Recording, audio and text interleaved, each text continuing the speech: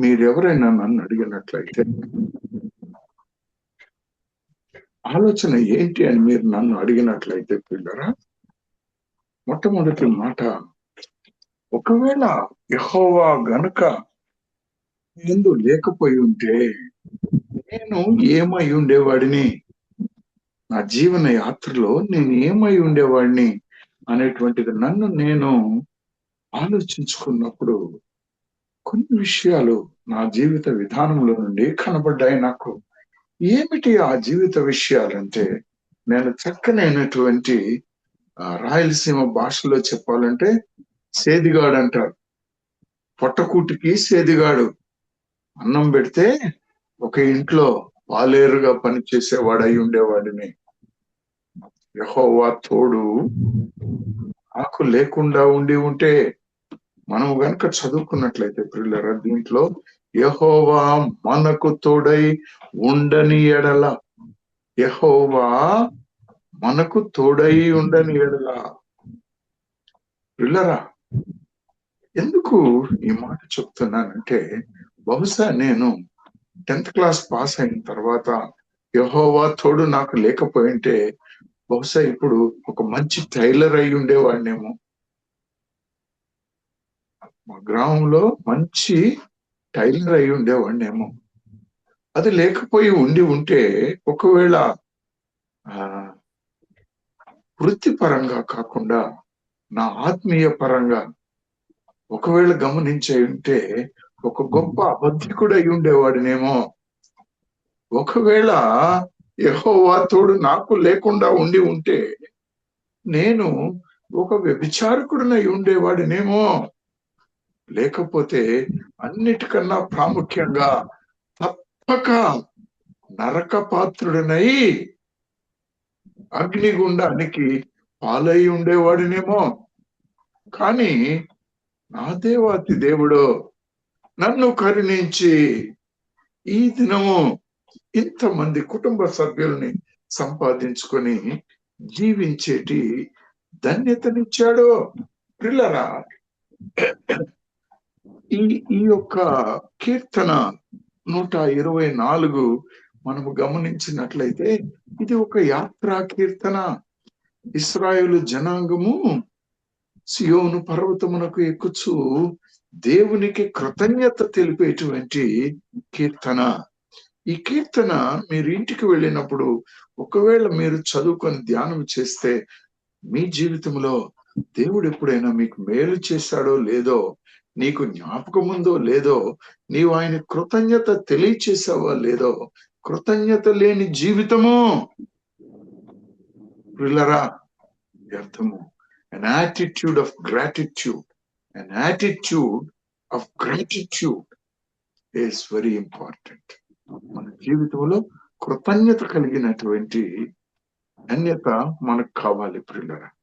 ఒక్కసారి 8వ వచనం ఒకసారి చదువుతావు తల్లి. భూమి ఆకాశములు సృజించిన యెహోవా నామము వలననే మనకు సహాయము కలుగుచున్నది. ఇక్కడ 3 భాగాలుగా చేద్దాం ఈ వచనాన్ని. ఒక సృష్టికర్త ఉన్నాడు, ఆయనకు ఒక పేరు ఉంది, యెహోవా.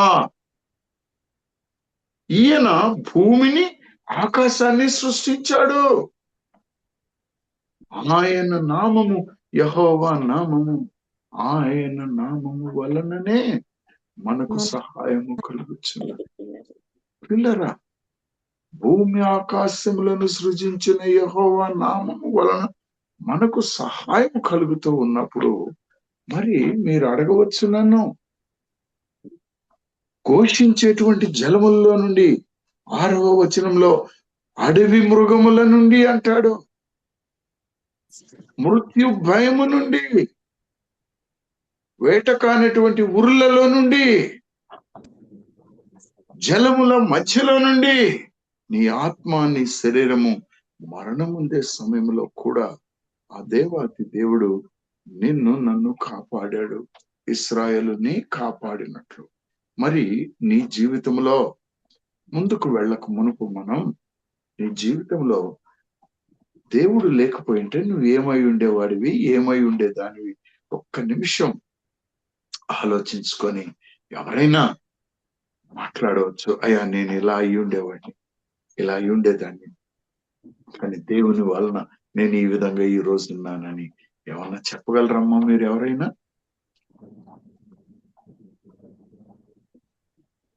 అవన్నీ ఇప్పుడు ఎందుకు బ్రదర్ అంటారా? లేదా నాకేం మేలు చేశాడండి దేవుడు అంటారా? ఏమా? ప్రైజ్ లార్డ్ అంకుల్, నేను ఈశాన్. ఈషా చెప్పున్నాను.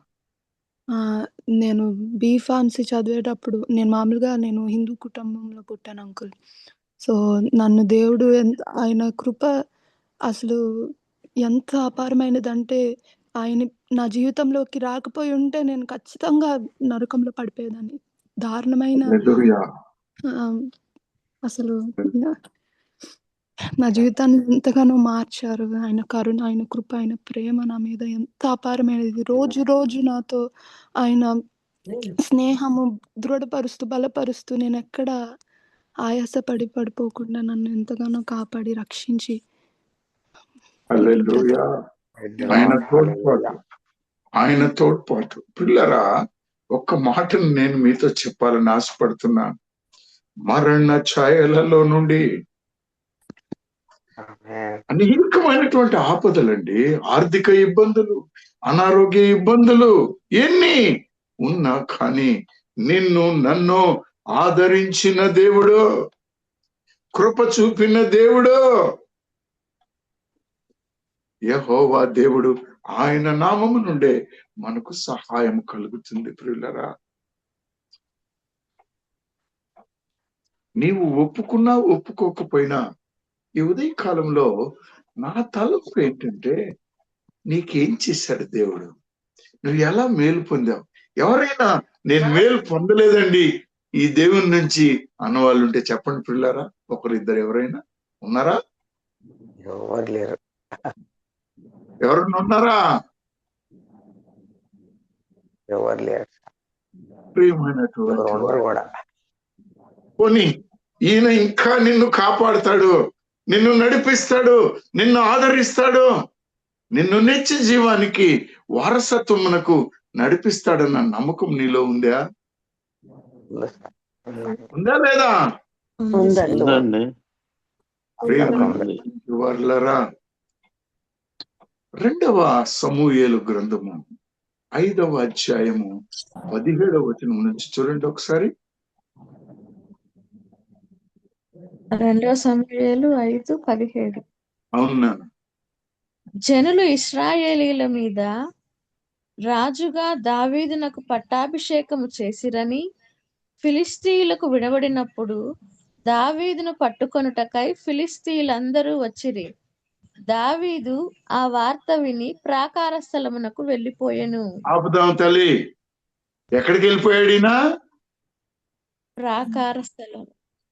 ఎందుకు వెళ్ళిపోయాడు ప్రాకార స్థలానికి? నా జీవితంలో అనేక పర్యాయములు ఇలాగా వెళ్ళిపోయిన దినాలు ఉన్నాయి. భయము, ఏం చేయాలనో తెలీదు, ఊహించినటువంటి పరిస్థితి,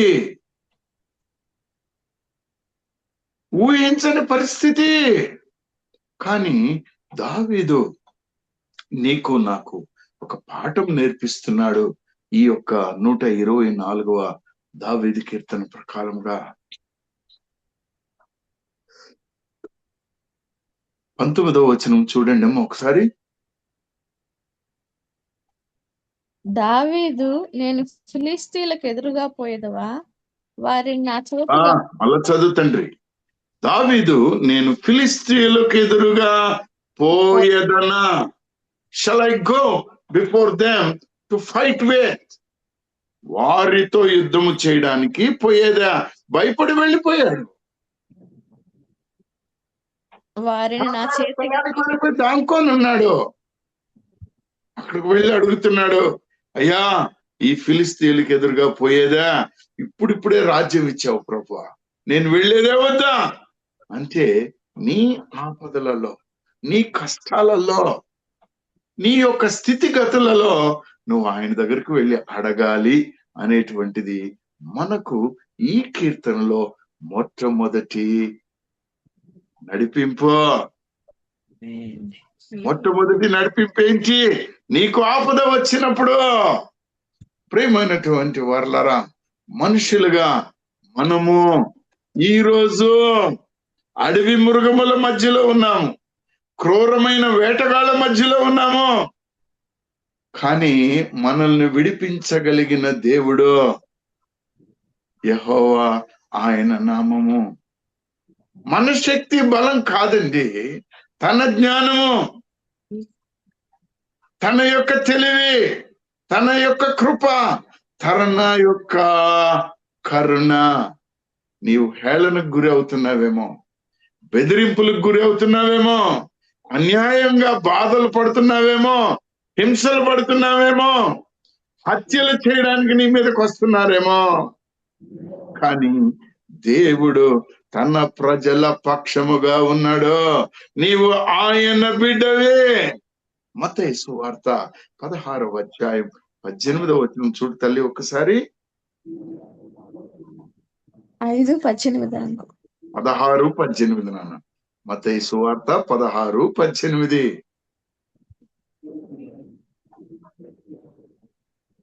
మరియు నీవు పేతురవు, ఈ బండ మీద నా సంఘమును కట్టుదును, పాతాళలోక ద్వారములు దాని ఎదుట నిలువ నేరవని నేను మీతో చెప్పుచున్నాను. హల్లెలూయా. ఆమేన్. శత్రువు పాతాళలోక ద్వారము నీ ఎదుట నిలవనేరవు. ఆ సమస్య ఏమైనా ఎవరు ఆమెను కూడా చెప్పట్లేదు, ఎందుకో నాకు తెలియట్లేదు. ఆమేన్. హల్లెలూయా.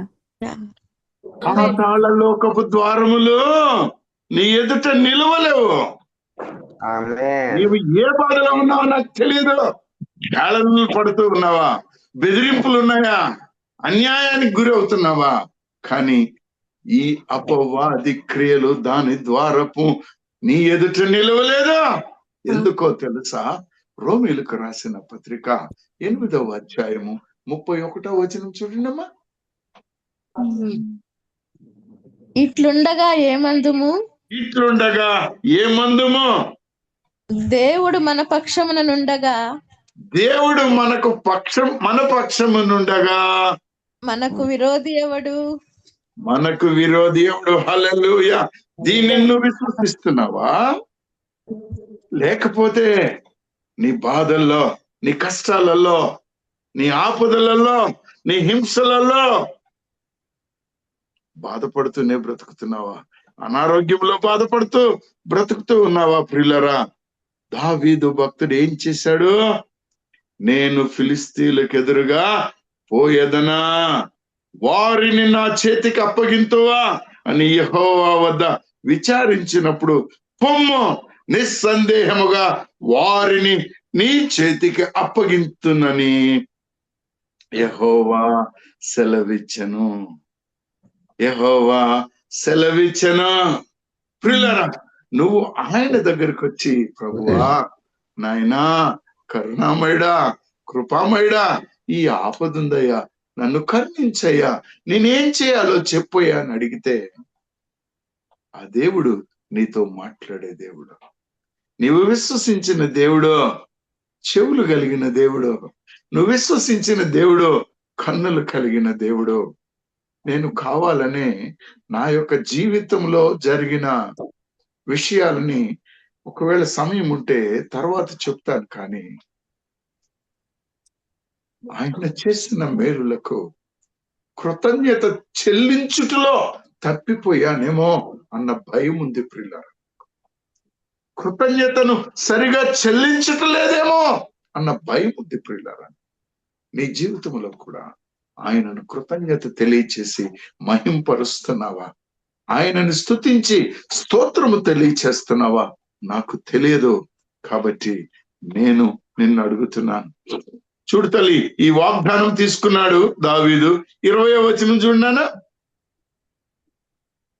కాబట్టి దావీదు బయల్పేల రాజ్యమునకు వచ్చి అచ్చట వారిని హతము చేసి జల ప్రవాహములు కొచ్చుకొని పోవునట్లు యెహోవా నా శత్రువులను నా ఎదుట నిలవకుండా నాశనము చేసననుకొని ఆ స్థలమునకు బయల్పేరాజీమను పేరు పెట్టెను. ఫిలిస్తీయులు తమ బొమ్మలను అచ్చట విడిచిపెట్టి పారిపోగా దావీదును అతని వారును వాటిని పట్టుకొనిరి. ప్రియమైనటువంటి వారలారా, రెండవసారి 24వ వచనం చూడమ్మ ఇంకొకసారి. దావీదు యెహోవా వద్ద విచారణ చేసిన 23లో అందుకు యెహోవా నీవు వెళ్ళవద్దు, చుట్టూ తిరిగిపోయి కంబలి చెట్లకు ఎదురుగా వారి మీద పడుము. ఏంటి ముందేమో వెళ్ళమన్నాడు, ఇప్పుడేమంటున్నాడు? కంబలి చెట్లకు ఎదురుగా వాళ్ళకి ఎదురుగా పోవద్దు నువ్వు.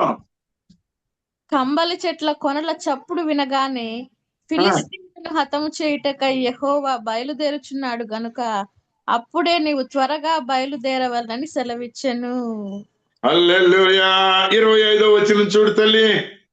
దావీదు యెహోవా తనకు ఆజ్ఞాపించిన ప్రకారము చేసి గేబా నుండి గెజేరు వరకు ఫిలిస్తీయులను తరుముచు హతము చేసెను. హల్లెలూయా. నీ శత్రువులను పారద్రోలే దేవుడు, అంతము చేసే దేవుడు. నీ బలమా, నీ ఆలోచన, నీ తెలివే కానే కాదు. నువ్వు వచ్చావు, ఆయన శరణు కోరావు, ఆయన పాదాల చెంతకు వచ్చావు, కృపాసనం దగ్గరకు వచ్చావు, అడుక్కున్నావు. ఆ దేవుడు నిన్ను నన్ను కరుణించే దేవుడు. దీనిని నమ్ముతున్నావా లేదా?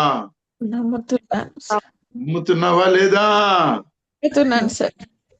ప్రియమైనటువంటి వర్లరా, నిర్గమకాండం 19వ వచనము చూస్తే 4వ వచనంలో చూడండి. నేను ఐగుప్తీయులకు ఏమి చేసితేనో మిమ్మును గద్ద రెక్కల మీద మోసి నా యొద్దకు మిమ్ము నెట్లు చేర్చుకుంటేనో మీరు చూచితరి. నువ్వేమైనా నీ జీవితంలో దేవుడు నిన్ను ఎలా రక్షించాడో ఎప్పుడన్నా చూసావా అమ్మ? నువ్వు చూసావా? మాట్లాడలేరు ఎవరు. దేవుడు నిన్ను ఎప్పుడు ఒక ఆపదలో నుంచి, ఒక కష్టంలో నుంచి ఒక అద్భుత రీతిగా నిన్ను ఆదరించాడో మీరేమన్నా చెప్పగలరా లేదా? మరణ పాఠం నుంచి పైకి లేపారు సార్. హల్లెలూయా. మరణ పాఠం నుండి పైకి లేపిన దేవుడు. ప్రియమైనటువంటి వారలారా, నేను 2 రోడ్ యాక్సిడెంట్లలో చనిపోయి ఉండాలి. బోస్నియాలో పని చేసేటప్పుడు దాదాపుగా 40 మీటర్ల లోయలోకి వెళ్ళి పడిపోయాను. నా కారులో ఒక్కడనే ఉన్నాను నేను. కారు 3 పల్టీలు కొట్టి పడిపోయింది, కానీ ఒక గీత కూడా పడలేదు నాకు. ఆ కారు కొత్త కారు, యునైటెడ్ నేషన్స్ వాళ్ళది, కానీ నాకేమీ కాలేదు. ఆ కారుని మరలా తిరిగిచ్చి మళ్ళా తెచ్చుకోవాల్సిన పరిస్థితి వచ్చింది. నెల్లూరులో పనిచేస్తున్నాను నేను. ఈ కరోనా టైంలో 2020లో కరోనా టైంలో పనిచేస్తున్నాను. స్టాండర్డ్ లేబర్ని తీసుకొని వెళ్ళాలి. 3:30 అయింది, 3:30 అయింది. మరి నెల్లూరు నుంచి ఒంగోలులో ఉన్నాను నేను. ఒంగోలు నుంచి నెల్లూరుకి తిరిగి రావాలి. డ్రైవర్కి చెప్పాను, అయ్యా మొహం కడుక్కో, మరి తిరిగి వెళదాం అంటున్నారు, మీరు ఏదో బట్టలు తెచ్చుకోలేదు సార్, ఇక్కడ వద్దు వెళ్ళిపోదాం అంటున్నారు, పోదాము కానీ జాగ్రత్తగా వెళ్ళమంటే డ్రైవరు మంచిది సార్ అన్నాడు. తూగుతూ ఉంటే మరలా చెప్పాను, మంచిది సార్ అన్నాడు. అయితే పెన్నా నది బ్రిడ్జి దాటడానికి ముందుగా అవతల నుంచి ఒక లారీ టర్న్ అయింది. దాన్ని చూసి వీడు భయపడ్డాడు, సెంట్రల్ మీడియా మీదకి ఎక్కిచ్చేశాడు. కారు పైకి ఎగిరింది, కింద పడింది, మళ్ళా పైకి ఎగిరింది, కింద పడింది, 3వసారి కిందకి పడి చక్రాలు పైకి అయిపోయాయి. నాతోటి 6 మంది ఉన్నాం పిల్లరా. ఈ 6 మంది కూడా ఒక్క గీత కాలేదు. ఖాళీ ఆ కారును తిరిగి రిపేర్ చేయడానికి నాకు 2 లక్షల రూపాయలు ఖర్చు అయింది.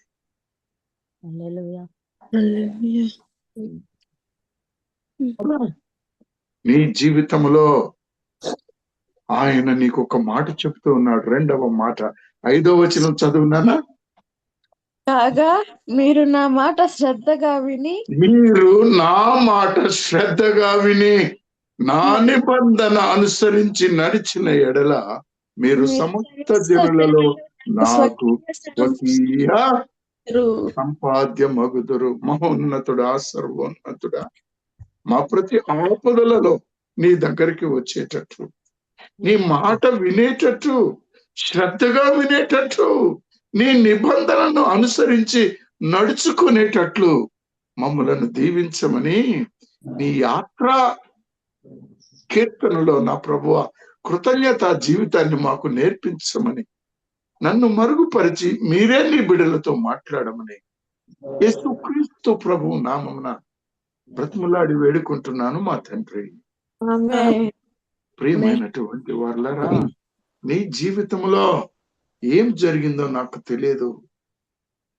నీ ఆత్మకి ఏమి బూజు పట్టిందో, నీ ఆత్మకి ఏ కష్టాలు వస్తున్నాయో నాకు తెలియదు. ప్రియమైనటువంటి వాళ్ళరా, సనుగుడు గొణుగుడు లేకపోతే నాకే ఎందుకు ఈ పనులు, ప్రియులరా, నువ్వెవరు అడగడానికి, నువ్వెవరు అనడానికి?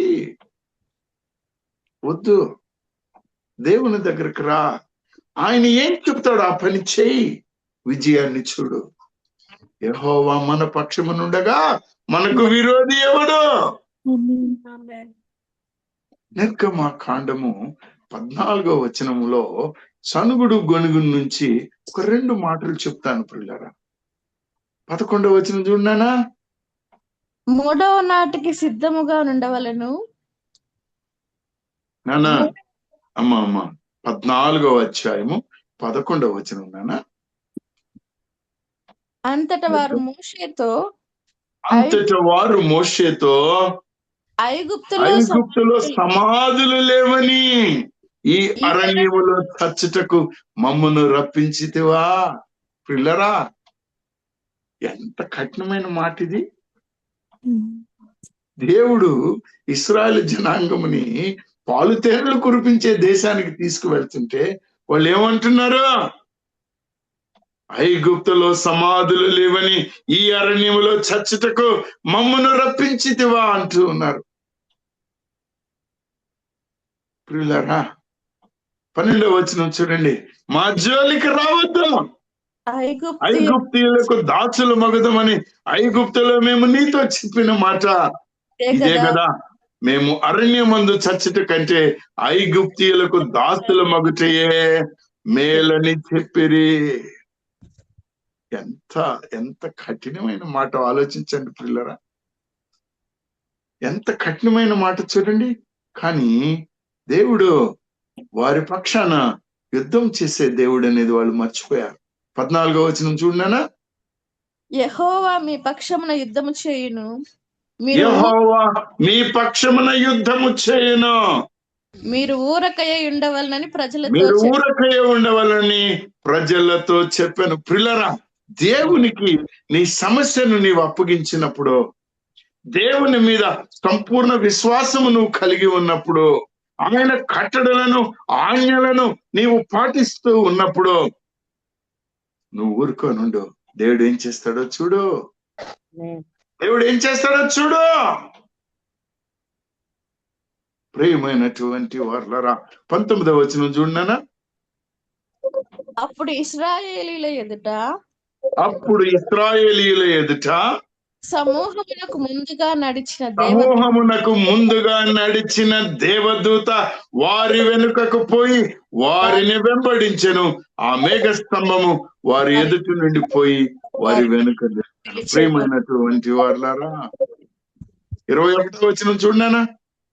మోషే సముద్రము వైపు తన చెయ్యి చాపగా యెహోవా ఆ రాత్రి అంతయు బలమైన తూర్పు గాలి చేత సముద్రమును తొలగించి దానిని 6 నేలగా చేసెను. నీళ్లు విభజింపబడగా ఇశ్రాయేలీయులు సముద్రపు మధ్యన 6 నేల మీద నడిచిపోయిరి. ఆ నీళ్లు వారి కుడి ఎడమ ప్రక్కలను వారికి గోడవలే ఉండెను. ఇశ్రాయేలీయులు వాళ్ళ రథాలు, వారి గుర్రాలు, వారి రౌతులు ఏమైపోయాయి? నీ శత్రు సైన్యము ఐగుప్తులను, ఫరో గుర్రములను, రథములను, రౌతులను వారిని తరిమి సముద్రము మధ్యన చేరిరి. పిల్లరా, ఎంత ధన్యమైన మాట చూడండి. నీవు నిజంగా నీ ఆపదలో, నీ కష్టాలలో దేవుని యొద్దకు తిరిగి రావడానికి, ఆయన మాటను నీవు తెలుసుకోవడానికి ఎందుకు తెలుసుకోలేకపోతున్నావు? ఎందుకు తెలుసుకోలేకపోతున్నావు? ఏ ఆపదలో ఉన్నావో నాకు తెలియదు. దేవుడు నీకు ఒక ధన్యమైన మాట వాగ్దానం చేస్తున్నాడు. ఎస్తేరు 7వ అధ్యాయం 10వ వచనం చూడమ్మా. కాగా హామాను మొర్దుకైకి సిద్ధము చేసిన ఉరి కొయ్య మీద వారు అతనినే ఉరి తీసిరి. అప్పుడు రాజు యొక్క ఆగ్రహము చల్లారెను. నీ బలం ఎంతండి? వయసు అయిపోయింది, కళ్ళు కనబడట్లేవు, జ్ఞాపక శక్తి ఉండట్లేదు, కాళ్ళలో సత్తువు లేదు. నువ్వు ఎంత చూడివి? నిత్య జీవము నిచ్చిన దేవుడు, నిన్ను ప్రేమించిన దేవుడు, సర్వ సృష్టికర్త అయిన దేవుడు నీకు ఆ కనికరాన్ని చూపిస్తున్నాడు. పిల్లరా, ఆ కనికరాన్ని చూపిస్తున్నాడు. కానీ నీ జీవన యాత్రలో కృతజ్ఞత జీవితాన్ని కలిగి ఉన్నట్లయితే నీ జీవితం ఇంకా కొనసాగాలి, ఎంతో దూరం వెళ్ళాలి. ఆయన నిన్ను ఆదరిస్తాడని నేను మరొకసారి యేసుక్రీస్తు ప్రభు నామమున మీకు తెలియజేస్తున్నాను. ప్రియమైనటువంటి వారలారా, దానియేలును చూసారా? ఎప్పుడైనా దానియేలును చూసారా? దేవుని ఆజ్ఞలు పాటించాడు గనక, ఆయన్నే స్తుతించాడు గనక, రాజులకి చట్టాలకి భయపడలేదు గనక ఆయన ఏం చేశారు? దానియేలు గ్రంథం 6వ అధ్యాయంలో 16వ వచనం చూడనా. అంతటా రాజు ఆజ్ఞ ఇయ్యగా బంట్రోతులు దానియేలును పట్టుకొని పోయి సింహముల గుహలో పడద్రోసిరి. హల్లెలూయా. దేంట్లో పడేశారమ్మా? సింహాల గుహలో. నువ్వు ఈ రోజు దేంట్లో పడబడి ఉన్నావో నాకు తెలియదు. అనారోగ్యమా, కుటుంబ సమస్య, ఆర్థిక ఇబ్బంది, వివాహం కావడం లేదన్న బాధ, ప్రియమైనటువంటి వర్లరా అత్తామామల బాధల, హేళన, బెదిరింపుల, అన్యాయానికి గురవుతున్నావా? హింసలు పడుతూ ఉన్నావా? ఇక్కడ చూడండి, ఈ దానియేలును తీసుకుని వెళ్ళి బంట్రోతులు సింహముల గుహలో పడద్రోశారు. ఒక భక్తుడు రాస్తారు, ఈ సింహాలకి కావాలని కొన్ని వారాలు ఆహారమే పెట్టరంట. ఏదన్నా దొరికితే ఇక అవి ఇలా నమిలేస్తాయి, పళ్ళ మధ్యలో మనకు కనబడతాయి. ప్రియులరా, మనకు కనబడుతుంది. ఈ అధ్యాయం 124వ కీర్తనలో వాళ్ళ పండ్ల నుండి నన్ను రక్షించితివి అని అంటాడు. సింహపు బోన్లోకి వెళ్ళాడు. చూడండి, వేసిన తర్వాత 19వ వచనం చూడనా. సమయం లేదు పాప. తెల్లవారుజామున రాజు వేగరమే లేచి సింహముల గుహ దగ్గరకు త్వరపడిపోయెను. అతడు గుహ దగ్గరకు రాగానే స్వరముతో దానియేలును పిలిచి, జీవము గల దేవుని సేవకుడవైన దానియేలు, నిత్యము నీవు సేవించుచున్న నీ దేవుడు నిన్ను రక్షింపగలిగేనా అని అతనిని అడిగెను. హల్లెలూయా. 3వ మాట, నిత్యము ఆయనను సేవించినట్లయితే నిన్ను రక్షిస్తాడు. ఆయనను సేవించాలి నిత్యము, మరొకటి కాదు. అప్పుడు నీవు సేవించబడతావు. ప్రియమైనటువంటి వారలారా, 22వ వచనం చూడు. దానియేలు ఏం చెప్తున్నాడు? నేను నా దేవుని దృష్టికి నిర్దోషినిగా కనబడితిని గనుక ఆయన దూత నంపించి సింహములు నాకు ఏ హాని చేయకుండా వాటి నోళ్లు మూయించెను. రాజా, నీ దృష్టికి నేను నేరము చేసిన వాడను కాను కదా నేను. అంటే ఇక్కడ గమనించండి ప్రియులరా, దేవుని కన్నా కూడా ఈ లోకంలో ఉన్నాం కాబట్టి రాజులకు కూడా, అధికారులకు కూడా మనము నీతిమంతులంగా కనబడాలి, నిర్దోషిగా కనబడాలి. ఎలా? నిర్దోషత్వము కలిగి జీవించాలి. ఎందుకు? మన దేవుడు పరిశుద్ధుడు, మన దేవుడు పరిశుద్ధుడు. నీ ద్వారా ఆయన మహిమ పరచబడాలి. 24వ వచనం చూడండమ్మా. రాజు ఆజ్ఞ ఇయ్యగా దానియేలు మీద నింద మోపిన ఆ మనుషులను వారు తోడుకొని వచ్చి సింహముల గుహలో పడద్రోసిరి. వారు గుహ అడుగునకు రాక మునిపే సింహముల పాలైరి. హల్లెలూయా. సింహములు వారి ఎముకలను సహితము పగుల కొరికి పొడి గొరికి పాడు చేస్తాను. శత్రువులు ఏమైపోయారండి? దేవుని నమ్ముకున్నప్పుడు, ఆయన స్తుతించినప్పుడు. 6:26 వచనం, 27వ వచనం చూడు తల్లి. నా సముఖమున నియమించినదేమనగా, నా సముఖమున నియమించినదేమనగా నా రాజ్యములోని సకల ప్రభుత్వముల యందుండు నివాసులు దానియేలు యొక్క దేవునికి భయపడుచు ఆయన సముఖమున వణుకుచుండవలెను. ఎందుకు? ఆయనే జీవము గల దేవుడు, ఆయన యుగ యుగములు ఉండేవాడు. ఆయన రాజ్యము నాశనము కానేరదు, ఆయన ఆధిపత్యము తుదముట్టనకుండును. హల్లెలూయా. 27 చదువునానా? ఆయన విడిపించువాడును రక్షించువాడునయ్యుండి పరమందును భూమి మీదను సూచక క్రియలను ఆశ్చర్య కార్యములను చేయవాడు. ఆయనే సింహముల నోటి నుండి ఈ దానియేలును రక్షించెను. ప్రియమైనటువంటి వారులారా, ఇంకొక బైబిల్ సాదృశ్యం మీతో చెప్పి సెలవు తీసుకుంటాను. అపోస్తలుల కార్యము 9వ అధ్యాయం మొదటి 2 వచనాలు చూడండి అమ్మా.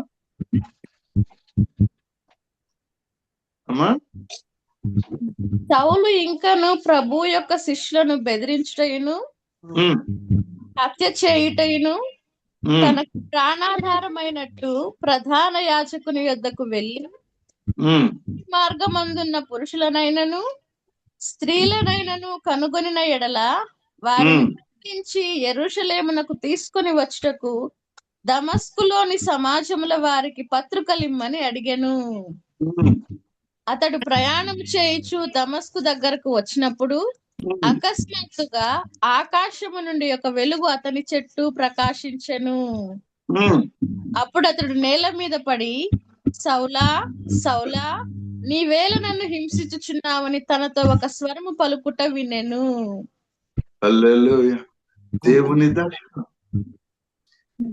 ఇతడు క్రైస్తవుల్ని చంపుతూ బంధిస్తూ ఉన్నటువంటి వాడు. కానీ 10వ వచనం చూడు తల్లి, 10వ వచనం చూడమ్మా. దమస్కులో అననీయ అను ఒక శిష్యుడుండెను. ప్రభు దర్శనమందు అననీయ అని అతని పిలువగా అతడు, ప్రభువా ఇదిగో నేనున్నానెను. అందుకు ప్రభువు నీవు లేచి తిన్నని దనబడిన వీధికి వెళ్ళి యూదా అనువాని ఇంట తార్సువాడైన పౌలు అనువాని కొరకు విచారించుము. పౌలు అనువాని కొరకు విచారించుము. ఇదిగో అతడు ప్రార్థన చేయుచున్నాడు. పిల్లరా, ఇక్కడ సమయాతీతం అవుతుంది కానీ దేవాతి దేవుడు ఈయనను పిలుచుకున్నాడు. 18వ వచనం చూడనా. అప్పుడే అతని కనుల నుండి పొరల వంటివి రాలగా దృష్టి కలిగి లేచి బాప్తిస్మము పొందెను. తరువాత ఆహారము పుచ్చుకొని బలపడెను. హల్లెలూయా. ప్రియమైనటువంటి వారులరా, దేవుని చిత్తమైతే మరొకసారి నోవా కాలంలో నోవా కుటుంబాన్ని దేవాతి దేవుడు ఎలా రక్షించాడో, ఎలా చేశాడో ఆదికాండము 7వ అధ్యాయంలో 17 నుంచి 24 వరకు చదివితే మీకు తెలుస్తుంది. కానీ ఇక్కడ ఒక మాట అడుగుతున్నాను నేను. చెరసాల్లో వేయబడినటువంటి పౌలు విడిపించబడ్డా, విడిపించబడలేదా? అపోస్తలుల కార్యం 16వ అధ్యాయం 23వ వచనంలో చూస్తే వారు చాలా దెబ్బలు కట్టి వారిని చెరసాలలో వేసి భద్రముగా కనిపెట్టవలనని చెరసాల నాయకునికి ఆజ్ఞాపించారు. ప్రియమైనటువంటి వారు, అప్పుడు 26వ వచనం, అప్పుడు అకస్మాత్తుగా మహాభూకంపము కలిగెను, చెరసాల పునాదులు అదరెను, వెంటనే తలుపులన్నీ తెరుచుకొనెను. అందరి బంధకములు ఊడెను. హల్లెలూయా, హల్లెలూయా. నీ జీవితంలో ఆయన చేసిన మేళ్లను నువ్వు మర్చిపోయావా?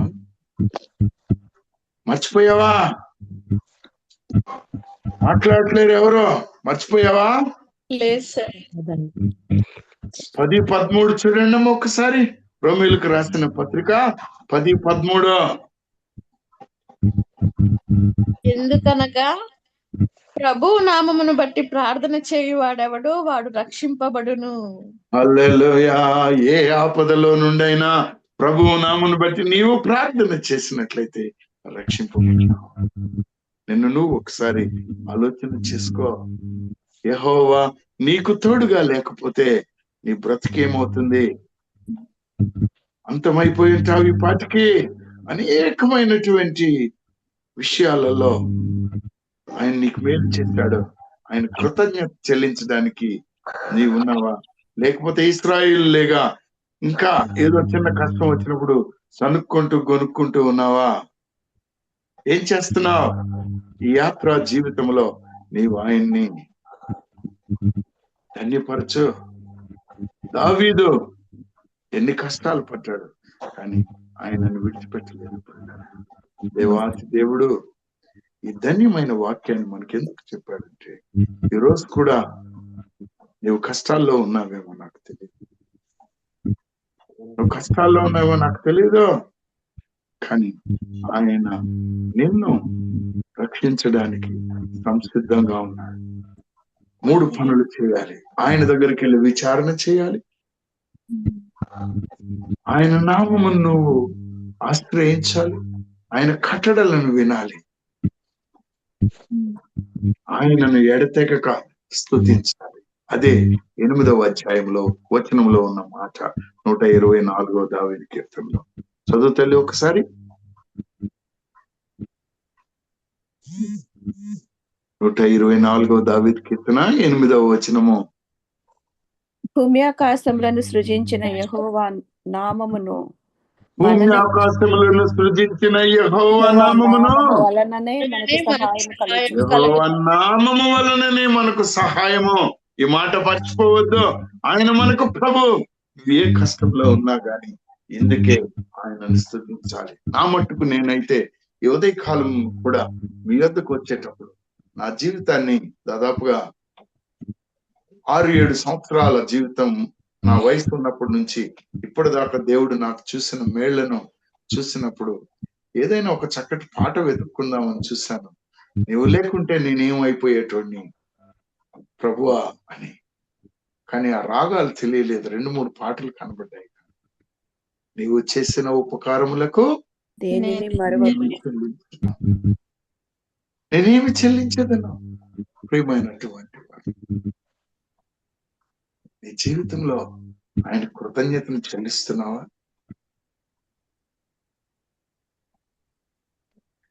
కనీసం ఎప్పుడైనా ఆలోచించి చెల్లించడానికి సిద్ధంగా ఉన్నావా?